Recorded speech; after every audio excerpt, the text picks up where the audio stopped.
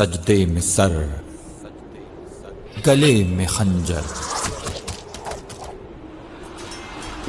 3 دن کی پیاس۔ اعوذ باللہ من الشیطان الرجیم، بسم اللہ الرحمن الرحیم۔ مولا صلی وسلم دائما ابدا علی حبیبک خیر خلق کلہم، لہمسۃ لطفی بہا ہر وباء الحاتمہ المصطفیٰ والمرتضی ابناہما والفاطمہ، رب اشرح لی صدری ویسر لی امری واحلل عقدۃ من لسانی یفقہوا قولی۔ صدق اللہ العظیم و صدق رسولہ النبی الکریم۔ اللہ تعالیٰ نے قرآن پاک میں ارشاد فرمایا دوسرے پارے میں، یا ایھا الذین آمنوا استعینوا بالصبر والصلاۃ ان اللہ مع الصابرین۔ اس آیت سے ناظرین آپ سمجھ گئے ہوں گے کہ جیسا کہ ہمارا پچھلا پروگرام جو واقعہ کربلا کے ساتھ جڑا ہوا ہے اور اس کا موضوع ہے پیاس اور صبر کی داستان، پیاس اور صبر کی داستان، ہم اپنی پچھلی گفتگو کے ساتھ جو ناظرین آپ کے سامنے پیش کی، جیسا کہ نبی پاک صلی اللہ علیہ وسلم کی سیرت سے آل پاک، ازواج مختارات، اہل بیت اطہار، صحابہ کرام، جو نبی پاک صلی اللہ علیہ وسلم کی ذات والا شان سے تربیت پا کر آگے پھر انہوں نے اپنی زندگی کے جب عملی مظاہرہ کرنے کا، ایکٹ کرنے کا ان کا اپنا اپنا دور شروع ہوا، تو پھر ہر ہستی ایک مثالی کردار بن کر، اگر میں یوں کہوں کہ وہ ایک گریٹ پیپل، وہ ہستیاں ایک امام بن کر، ایک پورا کا پورا انسائکلوپیڈیا بن کر، ایک ایک ہستی آقا کریم کی بارگاہ سے تیار ہو کے نکلی، تو پوری دنیا میں انہوں نے فتوحات کا ایک مارکہ اور ایک نام دنیا میں اپنا پیدا کیا۔ یہ سارا کریڈٹ جو ہے وہ ہمارے پیارے نبی حضور پاک صلی اللہ علیہ وآلہ وسلم کو جاتا ہے۔ آئیے آج ہم اپنی بات پھر شروع کرتے ہیں جہاں پہ ہم نے ختم کی تھی کہ واقعہ جو ابراہیم علیہ السلام کی قربانی کا تھا اور اسماعیل علیہ السلام کی قربانی تھا اور بی بی سیدہ ہاجرہ، ان مبارک ہستیوں کا جو واقعات اور قربانیاں تھیں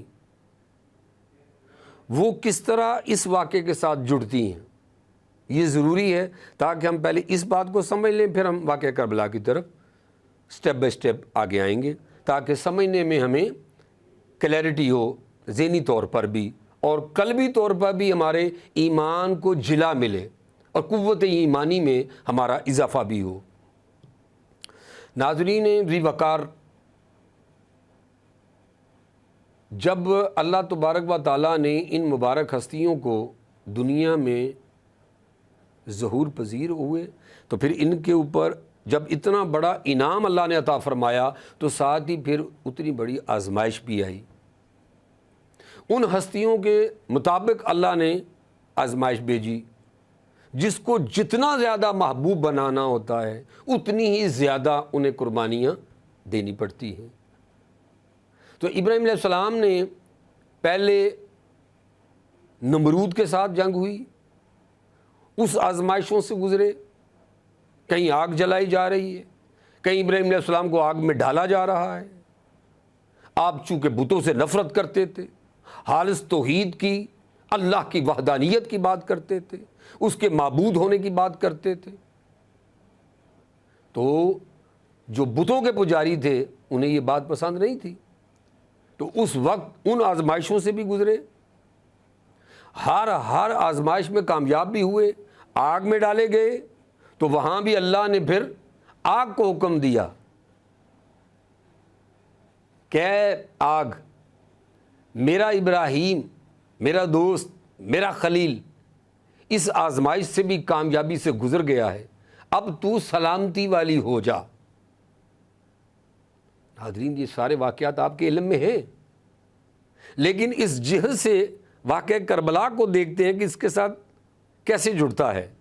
تو جب آپ ہر مرحلے سے کامیاب ہوئے، اللہ نے سلامتی والی آگ میں بھی محفوظ رکھا ہے سیدنا ابراہیم علیہ السلام اپنے دوست کو، تو دوست کو تو کوئی تکلیف نہیں آنے دیتا، پھر دوست بھی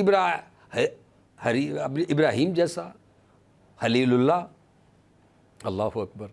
تو آپ ساری پچھلی آزمائشوں سے گزرے، جب آپ نے اپنے صاحبزادے کو اور اپنی زوجہ کو اس مکہ کی وادی میں پہاڑوں کے درمیان خشک جگہ پر، نہ آبادی ہے نہ پانی ہے، اور ان کو وہاں چھوڑا، وہ وہاں بھی اللہ نے انہیں کامیابی عطا کی، انہوں نے انتہائی صبر کا مظاہرہ کیا۔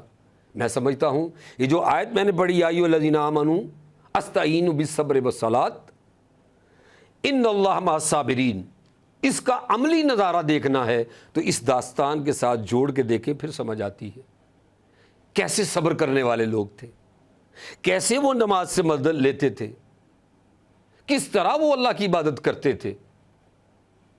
اللہ اکبر، اللہ اکبر۔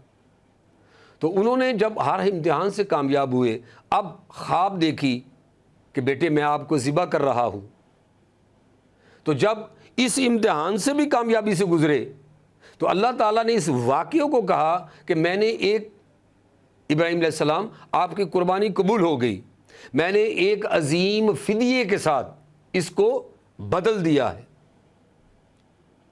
بہت بڑی بات اللہ تبارک و تعالیٰ نے فرما دی کہ عظیم فدیہ بھی کہا، اور کیا عظیم فدیہ وہ مینڈا بنتا ہے؟ جب انہوں نے چھری اسماعیل علیہ السلام کے گردن پہ چلائی، اس میں بھی کامیاب ہوئے، تو اب جنت سے اللہ تعالیٰ نے مینڈا اتارا ان کی جگہ پر، اور فرمایا ہم نے ایک عظیم فدیے میں اس کو بدل دیا ہے۔ تو ناظرین غور کریں، کیا عظیم فدیہ ادھر اسماعیل علیہ السلام ہے، ابراہیم علیہ السلام ہے، ادھر مینڈا ہے، تو رب کائنات فرما رہے ہیں کہ ہم نے عظیم فدیے کے ساتھ ان کی قربانی کو بدل دیا، اسماعیل علیہ السلام کی قربانی کو عظیم فدیے کے ساتھ بدل دیا۔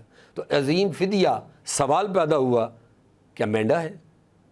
نہیں، یہ وہ بات ہے جو واقعہ کربلا کے ساتھ جڑتی ہے۔ اب یہاں ایک ایسی ہستی چاہیے، ادھر ابراہیم علیہ السلام ہے تو پھر ادھر تاجدار کائنات صلی اللہ تعالی علیہ وآلہ وسلم کی ذات ہے، پھر ادھر اسماعیل علیہ السلام ہے، اور ادھر اب حضور پاک صلی اللہ علیہ وسلم کے 3 صاحبزادے تھے، اور بچپن میں ہی ان کا وصال مبارک ہو گیا۔ تو اللہ تعالیٰ چونکہ آقا کریم کو خاتم النبیین بنانا تھا، تو آپ کے سر پہ ختم نبوت کا تاج بھی تھا، پہنانا تھا، آخری نبی ہیں ہمارے پیارے۔ وہ الگ بات کہ اول بھی آپ ہیں، آخر بھی آپ ہیں، کیونکہ جو اول ہوتا ہے وہی آخر بھی ہوتا ہے، یہ ایک الگ مضمون ہے، میں اس طرف نہیں جانا چاہتا۔ وہ ایک عرفانی، روحانی اور بڑی کمال کی ایک اللہ تبارک و تعالیٰ نے اپنے محبوب کی ایک شانوں میں سے، جہاں بہت سی شانیں ہیں، ان شانوں میں سے یہ بھی ایک راز ہے کہ اول بھی آپ ہیں اور آخر بھی آپ ہیں، کیونکہ آپ نے آدم علیہ السلام سے فرمایا تھا کہ آدم علیہ السلام، میں نے اگر اپنے پیارے محبوب صلی اللہ علیہ وسلم کو نہ بنایا ہوتا تو آپ کو بھی پیدا نہ کرتا، تو اس لیے میں نے کہا اول اور آخر یہ وہ ہستی ہیں۔ یہ تو ظاہری عمر مبارک ہے 63 برس، لہٰذا میں نے کہا میں اس طرف نہیں جا رہا، وہ پھر ہم میلاد کا جب مہینہ آئے گا اس میں اس کو انشاءاللہ اس کے اوپر گفتگو کریں گے۔ اس وقت عظیم فدیے کی بات ہو رہی ہے۔ عظیم فدیہ کیا مینڈا ہے؟ نہیں۔ اب یہاں ایسے 2 شہزادے چاہیے، ایسی ہستیاں چاہیے جنہیں حضور پاک کے ساتھ ایک ایسی قرابت کی اور ایسی ایک آؤٹ سٹینڈنگ محبت کی اور ایک ایسے رشتے کی ضرورت ہے کہ جو قربانی دیں جنہیں حضور اپنا بیٹا کہیں. اللہ اکبر. یہاں قرآن پاک کی یہ آیت ہے جو میرے سامنے ہے سورہ شعراء کی. اس کو جب ہم پڑھتے ہیں تو فرمایا قل لا اسألکم علیہ اجرا الا المودۃ فی القربی، کہ فرما دیجئے یہ جو میں تبلیغ کرتا ہوں، رسالت کا فریضہ سر انجام دیتا ہوں، اس کے بدلے میں کسی سے کچھ اجرت نہیں مانگتا، اور میری اس کے بدلے کیا چاہتا ہوں کہ میری قرابت کا، اے لوگو میری قرابت اور اللہ کی قربت سے محبت جو میں چاہتا ہوں اس کا خیال کرنا. تو قرابت کون ہے؟ یہ ہے سیدہ کائنات پاک بی بی سلام اللہ علیہا، مولا علی شیر خدا کرم اللہ وجہ الکریم اور حسنین کریمین. یہ ہے حضور پاک کی قرابت دار اور اہل بیت اطہار، جن کے بارے میں اللہ تبارک و تعالیٰ نے مختلف قرآن پاک کی آیت میں بھی فرمایا، آیت تطہیر جن کے بارے میں اتری انہی پاک ہستیوں کے بارے میں. تو پھر یہاں میں ایک وقفہ لیتا ہوں، وقفے کے بعد انشاءاللہ ہم دوبارہ آتے ہیں، یہیں سے اپنی گفتگو کا آغاز کریں گے. ہمارے ساتھ رہیے گا. پیاس اور صبر کی داستان کے حوالے سے انشاءاللہ گفتگو جاری رہے گی. سجدے میں سر، گلے میں خنجر، 3 دن کی پیاس. سجدے میں سر، گلے میں خنجر، 3 دن کی پیاس. جی بسم اللہ الرحمن الرحیم. اللہم صلی اللہ سیدنا مولانا محمد وعلی آلہ وصحبہ وبارک وسلم علیہ. جیسا کہ ہماری گفتگو وقفے سے پہلے ہم ایک احادیث سے قرآن پاک کی ایک آیت شورا جو آیت ہے اس کی تلاوت کی، جس میں تاجدار کائنات صلی اللہ تعالیٰ علیہ وسلم کو فرمایا گیا کہ بھائی جو کچھ بھی میں تبلیغ اسلام کرتا ہوں، یہ رسالت کا فریضہ سر انجام دیتا ہوں، اس کے بدلے میں کچھ نہیں مانگتا، صرف میری قرابت کا خیال کرنا، اور میری وجہ سے، میری محبت کی وجہ سے. اس کے اوپر ایک حدیث مبارکہ ہے.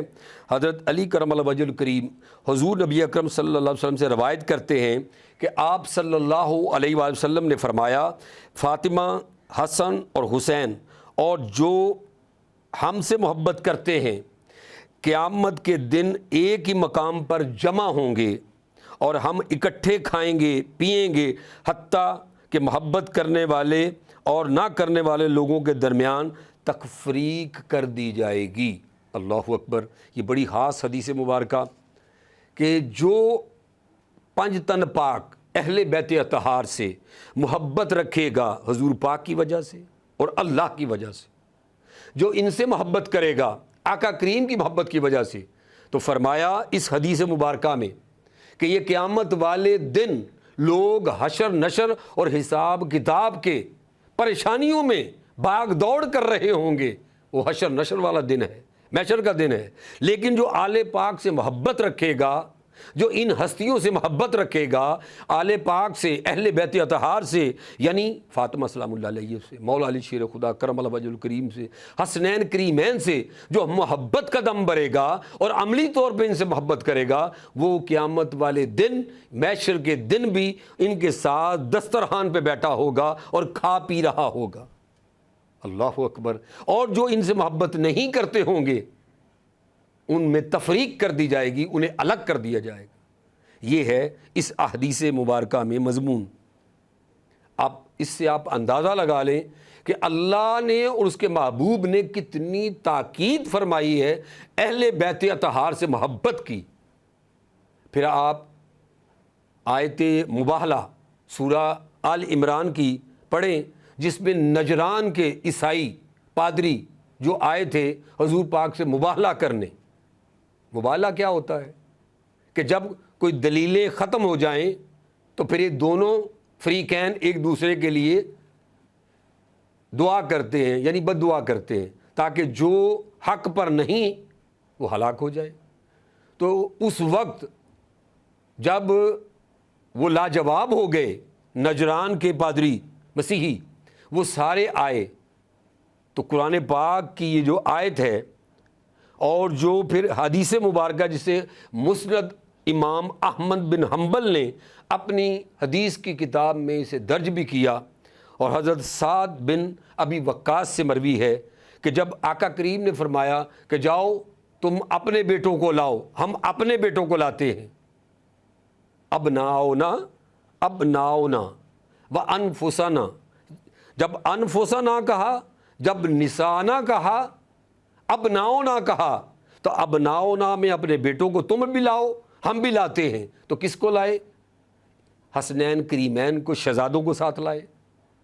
تو جب نساءنا کہا تو پھر اپنی پیاری لخت جگر جنہیں آپ اکثر فرماتے تھے کہ فاطمہ بدعۃ منی، کہ فاطمہ میرے جگر کا ٹکڑا ہے، سبحان اللہ، تو آپ انہیں ساتھ لیا۔ اور انفسکم جب کہا، جب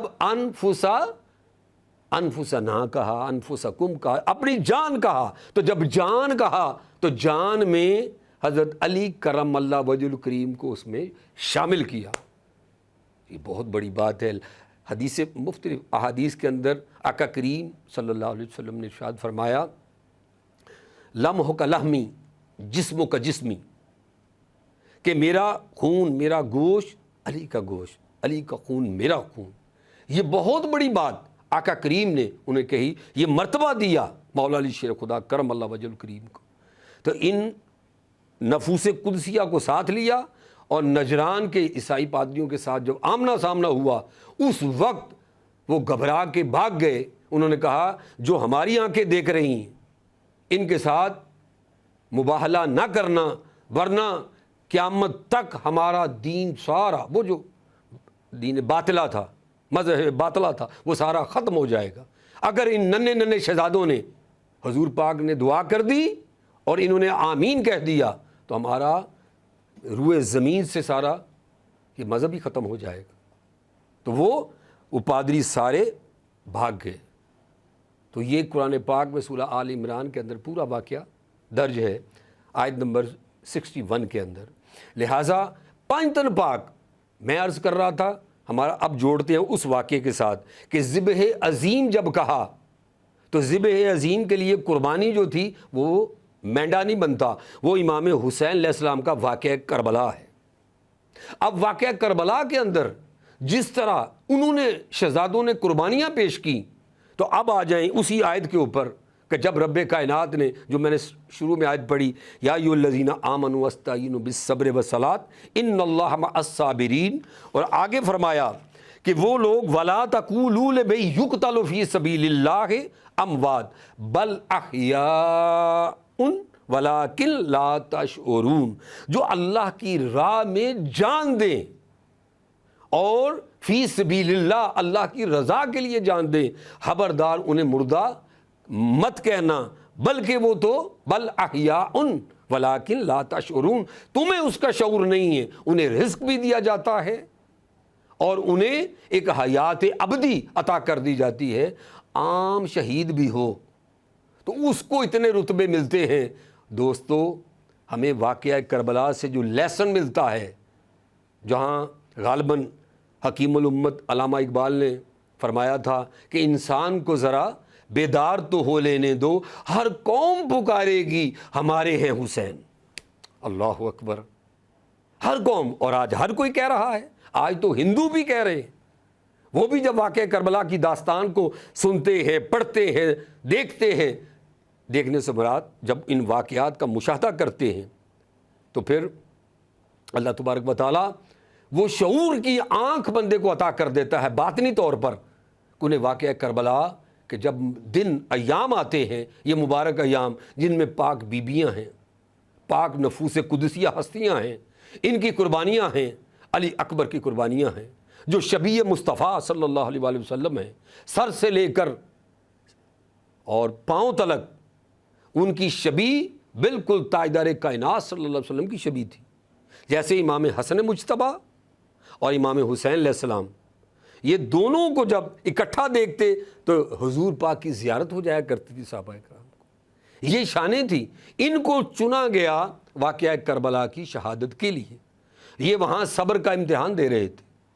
آزمائش میں جو رب کائنات نے ابراہیم اور اسماعیل علیہ السلام کی قربانیاں تھیں، ان قربانیوں کو بھی دیکھیں اور اس قربانی کو بھی دیکھیں. یہ اس کے ساتھ بالکل آپ کو جڑتی ہوئی نظر آئے گی. اور قرآن پاک کی ان صورتوں کا آپ آیت نمبر 154، پھر آیت نمبر 156 اور 152، ان سب کو جب آپ پڑھیں گے، اس کے ساتھ مضمون دوسرے پارے کی ہیں، ان کو جب آپ پڑھیں گے تو آپ کو سمجھ آئے گی کہ الذین اذا اصابتہم مصیبۃ قالوا انا للہ و انا الیہ راجعون.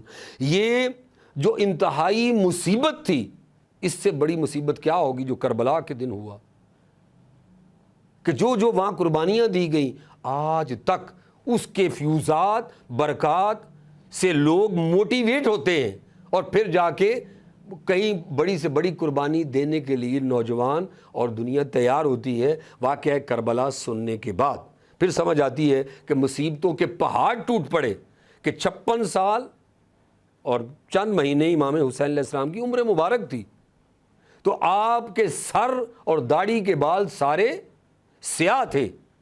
لیکن جب اپنے علی اکبر کی لاش کو اٹھانے کے لیے گئے، خیموں سے لے کر مقتل تک پہنچے، تو جب اپنے بیٹے کی لاش کو اٹھا کے لائے، کڑیل جوان تھے وہ، تو جب اپنے ہاتھوں پہ اٹھا کے لائے تو اس طرح لے کے آ رہے تھے، ان کے پاؤں زمین پر لگ رہے تھے، اتنے جوان تھے وہ.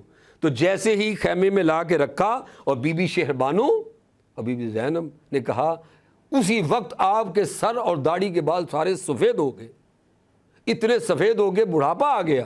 اور انہوں نے کہا کہ بھائی جان بوڑھے ہو گئے. جوان بچے کی لاش اٹھا کے لانا، دوستو یہ تو کسی والد سے پوچھو، جب اس کا لخت جگر، اس کا بیٹا، اس کے بچے جب اس طرح کی قربانی پیش کرتے ہیں، تو قرآن کی آیت کو دیکھیں جو اس کے ساتھ جڑی ہوئی ہے، کہ جو الذین اذا اصابتہم مصیبۃ قالوا انا للہ و انا الیہ راجعون. مولا بے شک ہم نے تیری طرف ہی لوٹ کر آنا ہے. لیکن انہوں نے وہ پہاڑ جتنی مصیبتیں، وہ پیاس اور صبر کی داستان انہوں نے ایسی رقم کی کہ رہتی دنیا تک اسے یاد رکھا جائے گا. ناظرین، آج مولا علی اکبر کی بات کی، امام حسین علیہ السلام کے صبر کی بات کی، ان کے اوپر مصیبتیں ٹوٹنے کی بات کی، واقعہ کربلا کی بات کی. اب انشاءاللہ کل کے پروگرام میں مزید اس داستان جو پیاس اور صبر کی داستان ہے، اس کے کچھ واقعات جو قرآن اور احادیث کی روشنی میں اور آئمہ امام بخاری اور تمام احادیث کے معتبر ہستیاں ان کے ریفرنس سے آگے بات چلائیں گے. اللہ تبارک و تعالیٰ ان ہستیوں سے جو کچھ ہمیں سبق ملتا ہے اس سے لیسن لے کر اپنی زندگیوں میں صبر، تحمل، برداشت اور قربانی کا جذبہ اللہ ہمارے اندر پیدا فرمائے. وما علینا الا البلاغ المبین. سجدے میں سر، گلے میں خنجر، 3 دن کی پیاس،